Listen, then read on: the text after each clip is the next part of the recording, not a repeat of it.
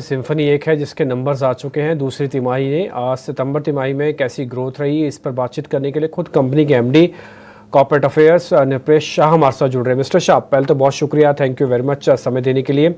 मैं sir margins पे आऊँगा, प्रॉफिट्स पे भी आऊँगा। प्रॉफिट और मार्जिन से आप सेटिस्फाइड हैं? कितना काम और होना था या फिर ये ठीक है, मार्जिन्स इसी तरह के ही होने चाहिए थे? Thank you and happy Diwali to you and all the viewers.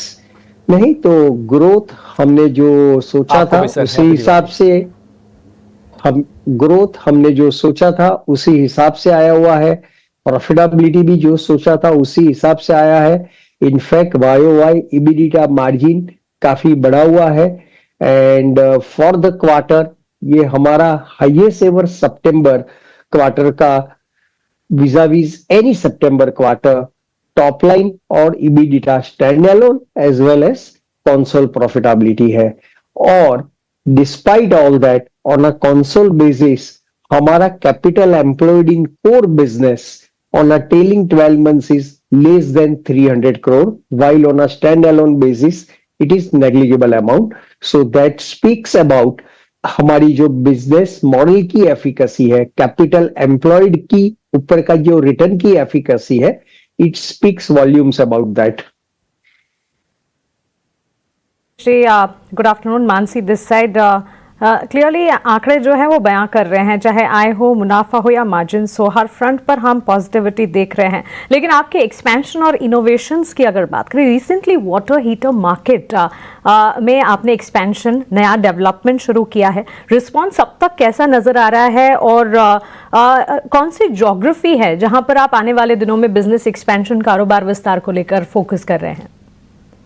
तो अभी हमने साउथ इंडिया के सिलेक्टेड मार्केट में लॉन्च किया हुआ है और काफी अच्छा रिस्पॉन्स है, क्योंकि इसके जो यूनिक फीचर्स है, इसके जो यूनिक एस्थेटिक्स और वो है, तो काफी अच्छा ट्रैक्शन दिखाई दे रहा है। ऑफ कोर्स ये अभी इनिशियल पीरियड है और over a period of time इसका टर्नओवर और प्रॉफिटेबिलिटी का फायदा मिलेगा। सर नमस्कार, अभिषेक बोल रहा हूँ। दिवाली की आपको बहुत शुभकामनाएं। सर आपका ओवरसीज वाला भी सेगमेंट है, आप जरा बता पाएंगे कि किस तरह का प्रदर्शन ओवरसीज वाले बिजनेस में चल रहा है? कितनी आपके आय में टोटल जो आपकी रेवेन्यू उसमें कंट्रीब्यूशन ओवरसीज का कितना है, और किस तरह के प्रोडक्ट लॉन्चेस आप स्पेशली इंटरनेशनल मार्केट के लिए करने जा रहे हैं? या दिवाली ग्रीटिंग्स।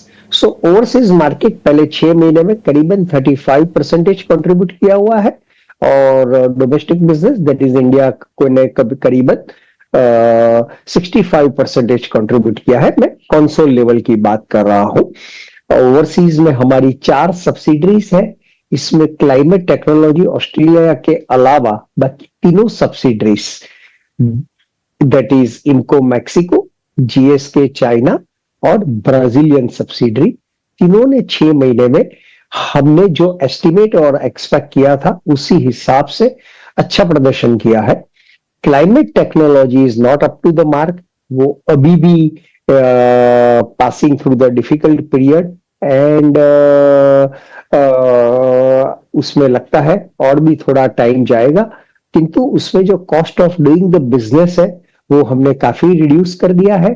अभी जो वहां नए प्रोडक्ट लॉन्च करने जा रहे हैं लोकल मार्केट के हिसाब से, वो दिसंबर क्वार्टर से आने चालू हो जाएंगे। हमें लगता है उसमें प्रॉफिटेबिलिटी और ट्रैक्शन भी अच्छे रहेंगे। Apart from that overseas markets में इनको मैक्सिको में हम हीटर, वॉशिंग मशीन और फैन उसमें भी काफी अच्छा प्रदर्शन कर रहे हैं और वहां उसका अच्छा ट्रैक्शन है। किंतु जो हमारा domestic India which is our bread and butter and flagship company, there our complete focus is on residential air coolers as well as centralised ducted air cooler.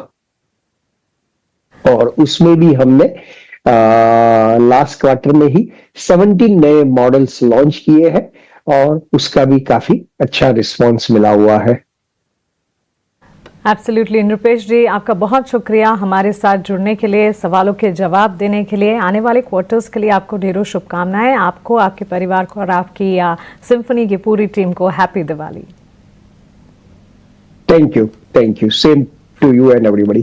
जी अवनी, सिम्फनी के चार्ट से एक बार देखेंगे, नतीजे अच्छे हैं despite good set of numbers. Stock का आज मूव नहीं कर रहा है, 1463 के लेवल्स पर इस वक्त कामकाज सिम्फनी के काउंटर में आप देखेंगे। पिछले एक महीने के ट्रेंड को भी अगर देखें, एक रेंज में ही कारोबार यहां पर देखने को मिला है। 1463 के लेवल्स पर सिम्फनी पर टेक्निकली राय बताएं। सो मेरे हिसाब से इसका जो सपोर्ट लेवल है वो है 1442 का। ये वीकली सपोर्ट लेवल है, तो जब तक ये 1442 के ऊपर टिका रहता है तो मेरे हिसाब से एक कंसोलिडेशन में होना चाहिए स्टॉक। बड़ी उछाल आने की तो अभी तक कोई संकेत नहीं है स्टॉक में, लेकिन अगर 1440 का लेवल टूटता है तो फिर हमें नीचे बिकवाली लंबे समय तक दिख सकती है, और ये टारगेट उसका हो सकता है 1280 से 1285 तक का। तो ये 1440 का लेवल बहुत अहम सपोर्ट लेवल है, उसे वॉच आउट करना बहुत जरूरी है। अगर वो टूटता है तो एक सेल ट्रेड बना सकता है, यहाँ से या तो कंसोलिडेशन होगा, लेकिन अभी कोई ऊपर आने की, उछाल देने की कोई संकेत नहीं। खैर कुल मिला के आज की सारी बात यही है कि आप अलग अलग स्टॉक्स पे ज़रूर ट्रेड हिसाब से अपना देख के जरूर करें। मैं तो ये बोलूँगा कि इंडिया विक्स नीचे लाओ और मार्केट